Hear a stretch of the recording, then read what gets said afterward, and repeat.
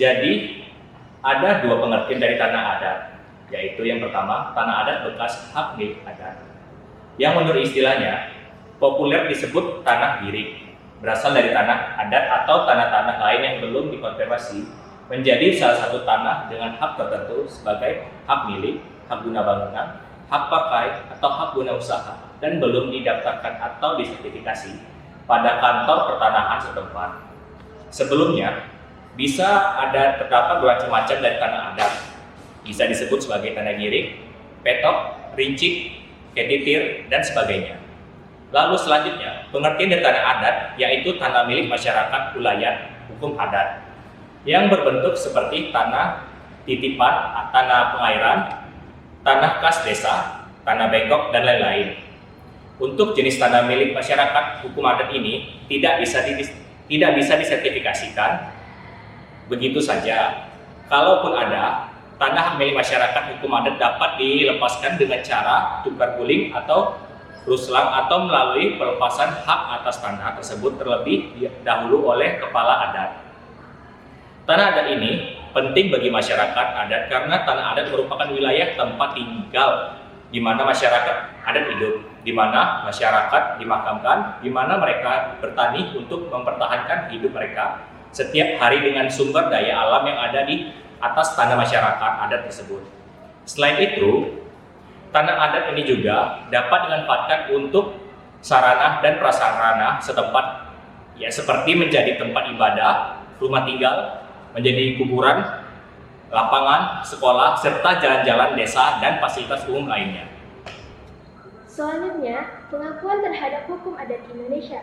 Pengakuan terhadap hukum adat di Indonesia telah diatur dalam pasal 18B ayat 2 Undang-Undang 1945 yang menyatakan bahwa negara mengakui dan menghormati kesatuan-kesatuan masyarakat hukum adat beserta hak-hak tradisionalnya sepanjang masih hidup dan sesuai dengan perkembangan masyarakat dan prinsip negara kesatuan Republik Indonesia yang diatur dalam undang-undang. Kemudian dalam pasal 5 Undang-Undang Pokok Agraria juga dijelaskan bahwa hukum agraria yang berlaku atas bumi, air, dan ruang angkasa ialah hukum adat, sepanjang tidak bertentangan dengan kepentingan nasional dan negara, yang berdasarkan atas persatuan bangsa dengan sosialisme Indonesia serta dengan peraturan-peraturan yang tercantum dalam undang-undang, dengan peraturan perundang-undangan lainnya. Segala sesuatu dengan mengindahkan unsur-unsur yang bersandar pada hukum agama. Hukum adat merupakan hukum tidak tertulis bagi masyarakat dan berfungsi sebagai neraca yang dapat menimbang kadar baik dan buruk, salah atau benar, patut atau tidak patut, pantas atau tidak pantas, sosiotropologis yang penting dalam kehidupan berbangsa dan bernegara. Hal ini membuat para legislatif, eksekutif, dan yudikatif diharapkan untuk dapat menjaga dan mengambil langkah alternatif dan progresif terhadap hukum adat yang berada di Indonesia. Nah, pengaturan mengenai tanah adat. Pengaturan tentang tanah adat ini disebutkan dalam pasal 3 Undang-Undang Nomor 5 Tahun 1960 tentang Peraturan Dasar Pokok-pokok Agraria. Pasal tersebut berbunyi, dengan mengikat ketentuan dalam pasal 1 dan 2, pelaksanaan tanah hak ulayat dan hak-hak yang serupa itu dari masyarakat hukum adat. Sepanjang menurut kenyataan masih ada, harus demikian rupa sehingga sesuai dengan kepentingan nasional dan negara dan berdasarkan atas persatuan bangsa serta tidak boleh bertentangan dengan undang-undang dan peraturan-peraturan yang lain lebih tingginya. Nah, dalam tingkat peraturan pelaksanaan telah disahkan peraturan pemerintah nomor 24 tahun 1997 tentang pendaftaran tanah yang merupakan perubahan atas peraturan pemerintah nomor 10 tahun 1961.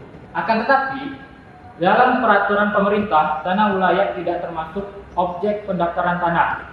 Kendati tanah ulayat bukan merupakan objek pendaftaran tanah, akan tetapi berdasarkan ketentuan Menteri Negara Agraria atau Kepala Badan Pertahanan Nasional nomor 5 tahun 1999 pada pasal 4 ayat 1 dan 2 tercantum bahwa tanah ulayat dapat dikuasai oleh perseorangan dan badan hukum dengan cara didaftarkan hak atas tanah apabila dikehendaki oleh pemegang haknya, yaitu warga masyarakat hukum adat menurut ketentuan hukum adatnya yang berlaku.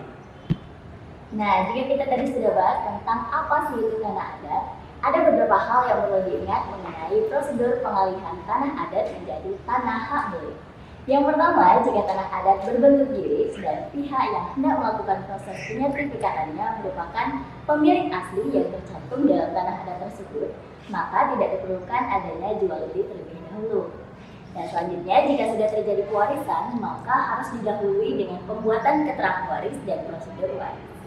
Nah, penyertifikatan tanah adat dalam istilah hukum pertanahan dikenal dengan pendaftaran tanah untuk pertama kali, yaitu kegiatan pendaftaran tanah yang dilakukan terhadap objek pendaftaran tanah yang belum didaftar. Kegiatan ini ada dua jenis. Yang pertama, pendaftaran tanah secara sistematis yang diprakarsai oleh pemerintah. Yang kedua, pendaftaran tanah secara sporadis yang dilakukan mandiri atau atas prakarsa pemilik tanah. Nah, kedua kegiatan ini tidak perlu didahului dengan proses jual beli terlebih dahulu. Untuk mengurus pembuatan sertifikat tanah adat, maka merujuk pada Peraturan Pemerintah Nomor 24 Tahun 1997 tentang pendaftaran tanah, di mana pemilik tanah girik dapat mengajukan pendaftaran ke kantor Badan Pertanahan atau BPN setempat. Baik, kali ini saya akan bacakan materi nomor 5, yaitu tata cara pengalihan tanah adat menjadi tanah hak milik. Jika kita ingin melakukan pengalihan tanah adat menjadi hak milik, ada beberapa hal yang harus dilakukan terlebih dahulu. Yang pertama, seperti kita dapat meminta bantuan PPAT atau pejabat pembuat akta tanah yang wilayah kerjanya sesuai dengan letak objek tanah yang akan didaftarkan. Selanjutnya, kita juga perlu menyiapkan beberapa dokumen seperti surat rekomendasi dari lurah, camat, perihal tanah yang akan didaftarkan tersebut. Kemudian membuat surat tidak sengketa dari RT, RW atau lurah, dan surat permohonan dari pemilik tanah untuk melakukan penyertifikatan, di mana surat ini bisa diperoleh di kantor pertanahan setempat. Surat kuasa apabila pengurusan ini dikuasakan kepada orang lain, misalnya PPAT.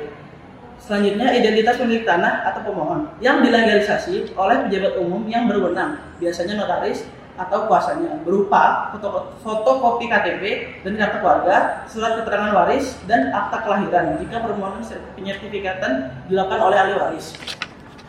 Selanjutnya, bukti atas hak yang dimohonkan seperti girik, petok, rincik, ketitir, atau bukti lain sebagai bukti kepemilikan. Selanjutnya, surat pernyataan yang telah memasang tanda batas, fotokopi surat pemberitahuan pajak terutang atau SPPT, dan surat tanda terima sementara STTS tahun berjalan. Nah, setelah semua dokumen tadi sudah dilengkapi dan didaftarkan ke kantor pertanahan setempat, maka rangkaian kegiatan pendaftaran tanah pun dimulai, di mana pihak kantor pertanahan akan meninjau lokasi dan mengukur tanah, menerbitkan gambar situasi atau surat ukur,